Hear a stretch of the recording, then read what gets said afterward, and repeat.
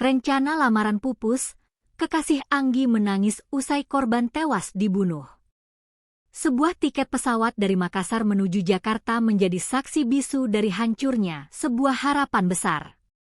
Seorang pria terbang ribuan kilometer, bukan untuk menyambut hari bahagianya, melainkan untuk mengantarkan wanita yang dicintainya ke peristirahatan terakhir.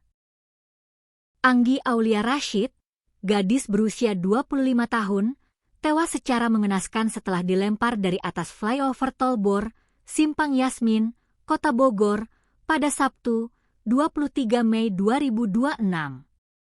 Di balik kematian tragisnya, tersimpan sebuah kisah pilu tentang rencana masa depan yang seketika runtuh dan pupus di tangan seorang monster yang menyamar sebagai teman lama.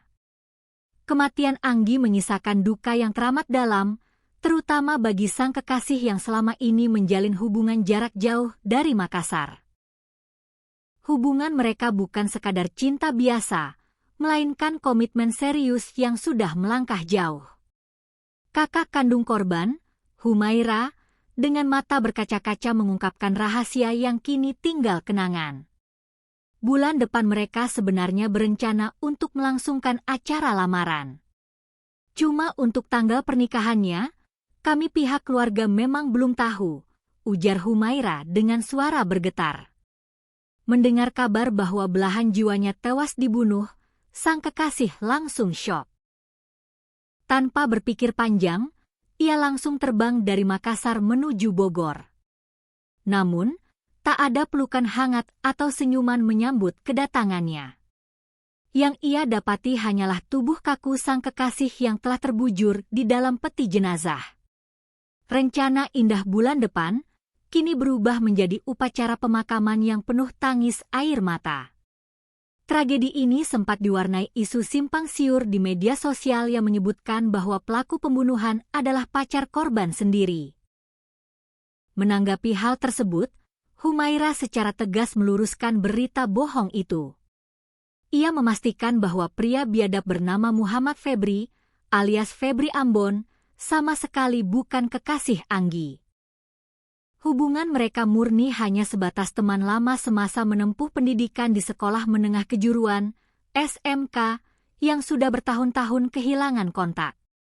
Emang dasarnya adik aku itu orangnya sangat baik. Baik sekali sama teman-temannya. Di rumah pun ada bukti, sejak zaman SMP teman cowoknya memang banyak karena dia tipikal orang yang merangkul semua teman, tegas Humaira. Kebaikan hati Anggi itulah yang justru dimanfaatkan secara keji oleh pelaku. Bermula dari sebuah pertemuan reuni biasa, komunikasi yang sempat terputus kembali terjalin. Namun, sebuah candaan berujung petaka. Febri Ambon mengaku sakit hati setelah Anggi melontarkan candaan mengenai orang tua. Pelaku yang ternyata sudah yatim piatu itu memendam dendam membara di dalam hatinya selama berminggu-minggu. Dendam itulah yang menuntun Febri Ambon merencanakan pembunuhan berdarah dingin. Pada Jumat, 22 Mei, ia kembali mengajak Anggi bertemu, namun kali ini ia sudah menyelipkan sebilah golok di dalam mobil. Di tengah jalan, Febri mengeluarkan senjata tajam tersebut, mengancam Anggi, dan memerasnya dengan meminta sejumlah uang sebagai syarat damai atas rasa sakit hatinya. Anggi yang merasa tidak bersalah dengan berani menolak permintaan tersebut. Penolakan itu membuat Febri Ambon gelap mata. Di dalam mobil yang bergerak di kawasan Pakansari, Cibinong, pelaku meraih sebilah dasi dan menjerat leher Anggi dengan kuat hingga korban pingsan tak sadarkan diri. Febri kemudian membawa mobil itu berputar-putar. Saat melintas di jalan Tol Bor di atas kawasan Yasmin, pelaku melihat tubuh Anggi masih bergerak. Tanpa belas kasihan, Febri nekat membuka pintu mobil dan melempar tubuh Anggi keluar, jatuh dari ketinggian flyover hingga meregang nyawa.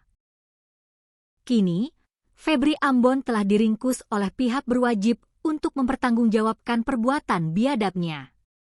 Dari lubuk hati yang paling dalam, Humaira dan seluruh keluarga besar Anggi mendesak aparat penegak hukum untuk tidak memberikan celah keringanan sedikit pun.